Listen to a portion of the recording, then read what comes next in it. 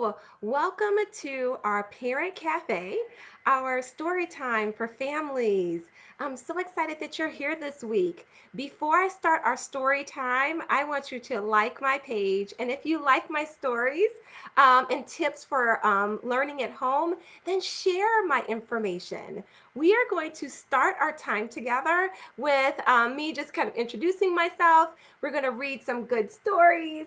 And then I'm going to be sharing some tips for families. This time, my tips are going to be focused on math strategies. Definitely, we'll do some reading, but we're going to have math strategies for families this week and some simple things that you can do at home to support your children in being able to learn new math skills. So let's get started. Please go ahead and chat in your comments as I start our time together. So last time we talked about the 5 P's. So I just want to review that when you are reading stories, is that you want to get physical, you want to pause and take breaks. So we will start with the story, and then we'll have a time where we just talk with us parents, everyone. So kids, get ready. And then we'll talk about also, in our stories, making predictions in our stories, personalizing our stories, and then also pointing out new vocabulary that children might not be aware of. So, we're going to start our time together with an English reading time, but at about 11:25, we're going to have a Spanish story time. So please stick around if you want to hear it in Spanish as well. Some different stories and some good tips for learning at home. So our first story, actually, I'm gonna save this one for a second. This one is Seven Blind Mice. But I'm gonna get us started with just some movement and some action with a story called, come on kids, we're going on a bear hunt. We're gonna go on a bear hunt together. This story is read with permission from Scholastic. So really excited that Scholastic is giving us permission until June. Okay, so come on everybody, start patting. Yeah, give me some rhythm. We got to get that physical going. All right, you pat while I read. Don't stop. Okay? All right. We're going on a bear hunt. We're going to catch a big one. What a beautiful day. We're not scared. Uh-oh. Grass. Long, wavy grass. We can't go over it. We can't go under it. We can't we can't go under it. Oh no, we've got to go through it. Come on everybody, let's go through the grass. I want you moving. So swishy, swashy, swishy, swashy. Okay, come on everyone, move the grass. Swishy, swashy, swishy, swashy. All right, keep going. Pat your legs again. We're going on a bear hunt. We're gonna catch a big one. What a beautiful day. We're not scared. Uh-oh. A river. A deep, cold river. We can't go over it. We can't go under it. Oh no! We've got to go through it. Come on, everyone. Let's go through the river. Splash, splash, splish, splash, splish, splash. All right, come on, keep counting. Let's get the rhythm. Come on, sing it with me. We're going on a bear hunt. We're gonna catch a big one. What a beautiful day. We're not scared. Uh-oh. Mud. Thick, oozy mud. We can't go over it. We can't go under it. Oh no! Come on everybody, what do we gotta do? We're gonna go through it. Squelchy, squirchy, squelchy, squirchy, squelchy, squirchy. Are you going through the mud? All right, start your rhythm again. Start clapping with me. We're going on a bear hunt.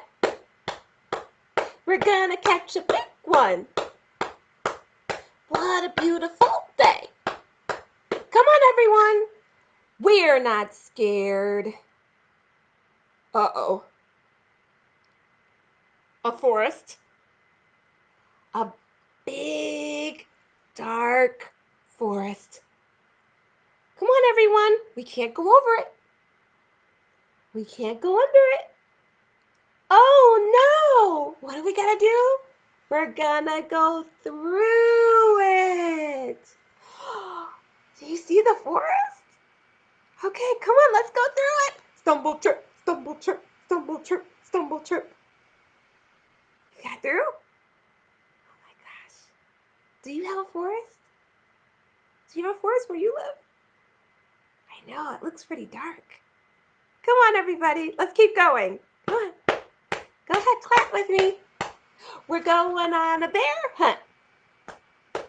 We're gonna catch a big one. What a beautiful day. Come on, everyone. We're not scared. Uh-oh. A snowstorm. A swirling, whirling snowstorm. We can't go over it.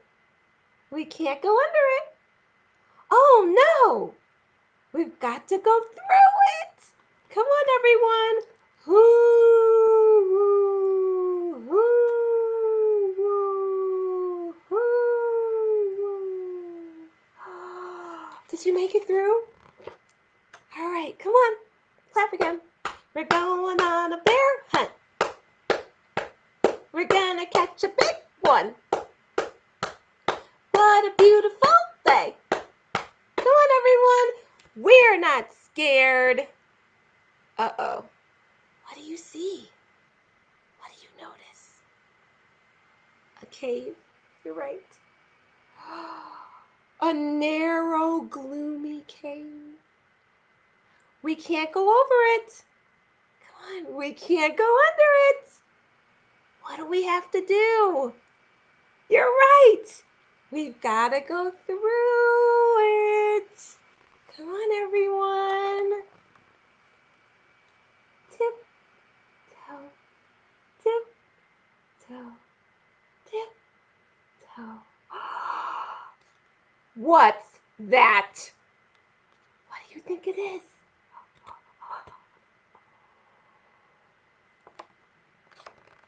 One shiny wet nose. Two big furry ears. Two big googly eyes. What is it? It's a bear. Come on, everyone. Run, run, run, run, run, run, run, run, run. Come on. All right. Quick, back through the cave. Tiptoe, tiptoe, tiptoe, tiptoe. Back through the snowstorm. Hoo, hoo, hoo, hoo. Back through the forest. Stumble, trip, stumble, trip, stumble, trip, stumble, trip. Back through the mud. Squelch, squirch, squelch, squirch, squelch, squirch. Back through the river. Splish, splash, splish, splash. Back through the what? Grass. Swishy, swashy, swishy, swashy, swishy, swashy. Get to the front door. Open the door. Up the stairs. Oh no, we forgot to shut the door. Shut the door. Back up the stairs, into the bedroom, into the bed, under the covers. Come on, everyone. Let's get under the covers.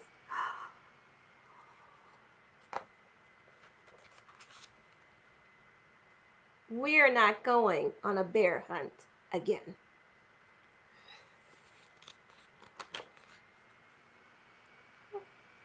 There's the bear. Where's he going? The end. Where did you think the bear was going? All right, so we read our first story. And for an extension activity, have your children draw a picture of where the bear is going next. Have them write their own story about going on a hunt. Talk about what they would go hunting for. So have them draw their picture, make their own story. Think about what bears eat. Can you look that up? What do you think? What do you think? Why was the bear in a cave? Where do bears live? Oh, more extension activities is, go around and talk about what animals are in your neighborhood. Go ahead and think about what hunting is. Look that up and see what hunting is about. There are tons of extension activities that you can do after the story. Also, the story looked at different textures. So, feeling grass or going out and putting grass and feeling the different texture, talking about the colors of grass. Also, water. So, taking out a water activity. Yeah, water is one of the most easiest activities you could do for children no matter what their age, from 0 all the way up. And doing some activities with experiments with water. Yeah, you may have to clean some things up if they're little. All right, so thinking about different textures. Also thinking about forests. So actually doing a follow-up activity where you're actually like looking at different habitats, looking those up, looking at, there's some zoos. So you could follow up online with looking at different zoos. They have virtual zoos. So you could actually go look at a zoo and see some bears on your computer sitting by a stream. So there are also nature videos that you can take after reading this story, or I mean, you can look at. I mean, if you could take them, great. But if you don't have any just on handy, you can actually look up some nature videos and actually sit by a stream, or look at butterflies, or look at grass. And so those are some of the follow-up activities that you could do after the story if you're thinking about what to do next. All right. So this story, I'm going to grab another book. This story, that the going on the bear hunt looked at some numbers, some number sense. So it looked at how many places that you went, or how many bears that you saw. So even though this was a literacy activity, you can math is embedded within that activity.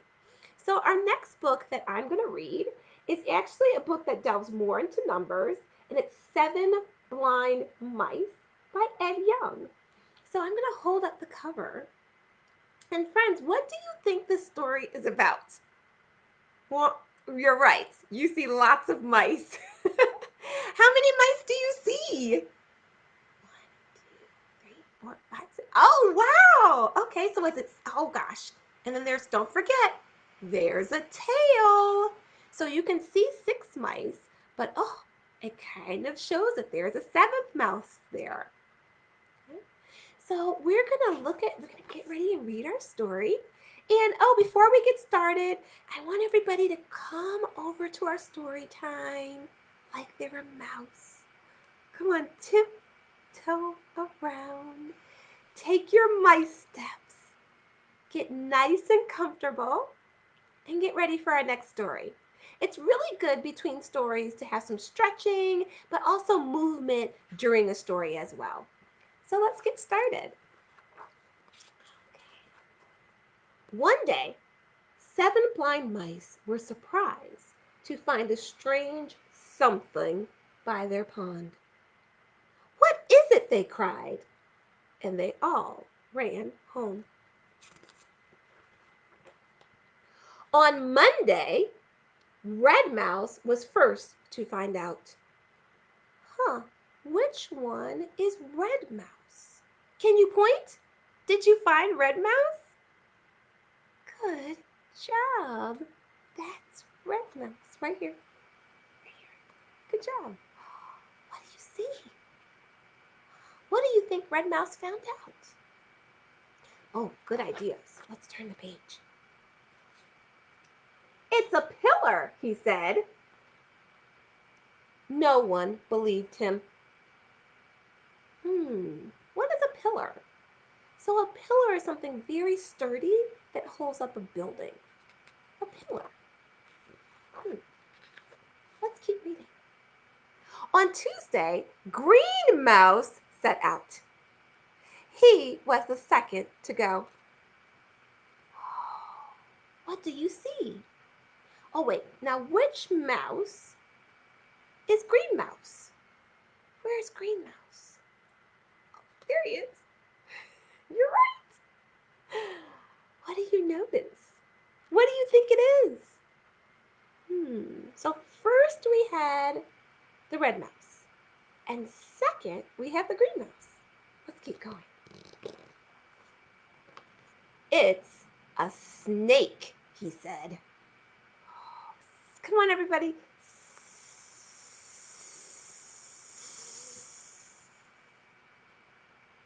Good job.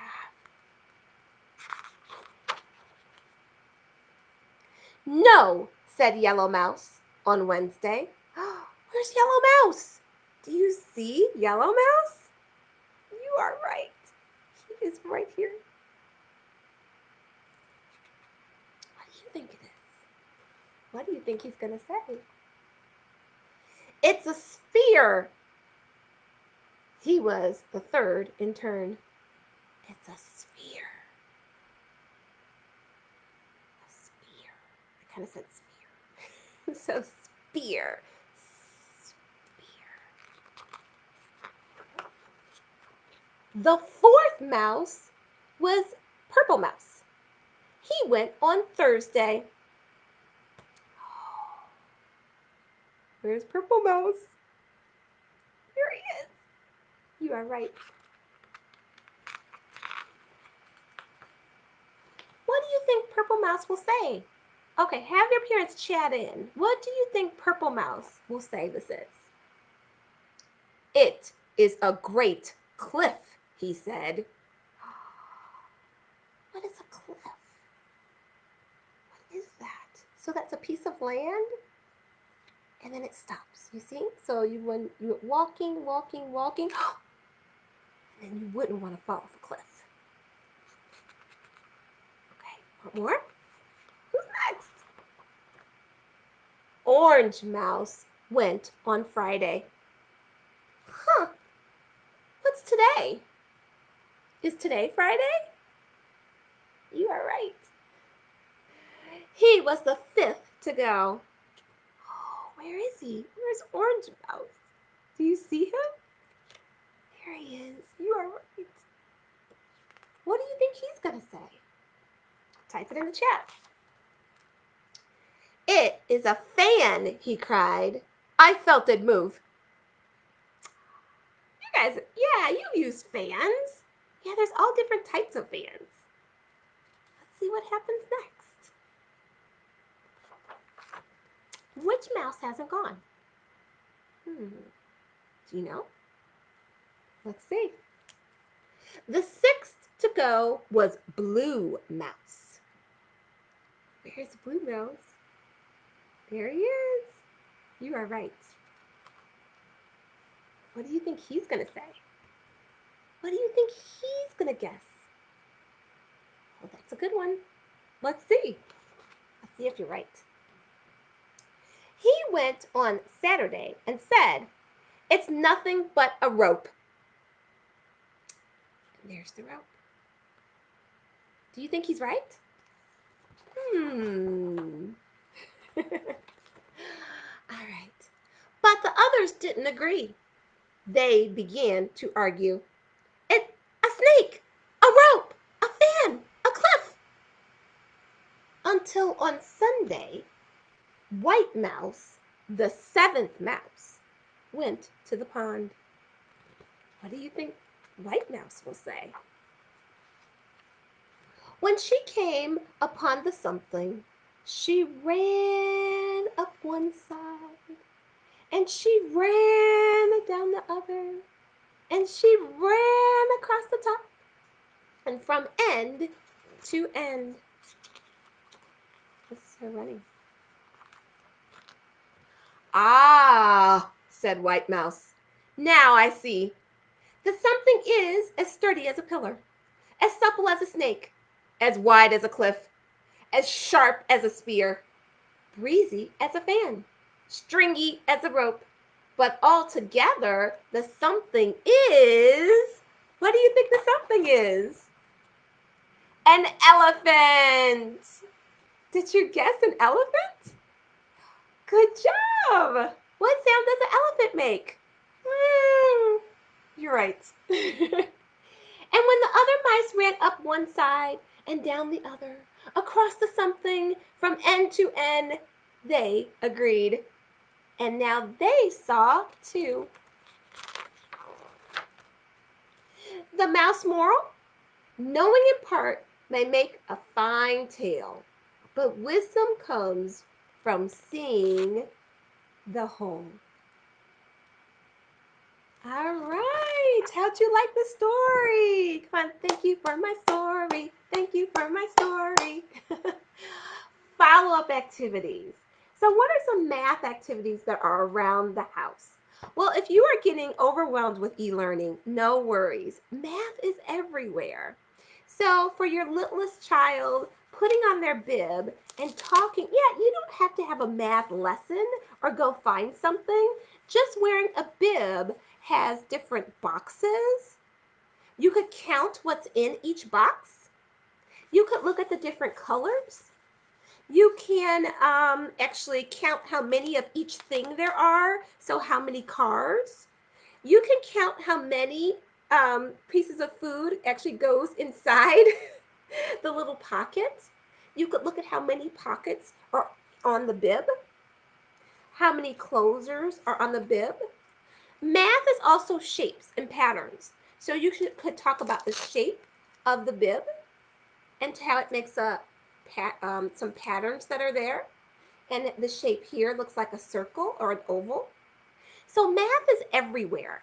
So just being able to put on your child's bib is a math activity.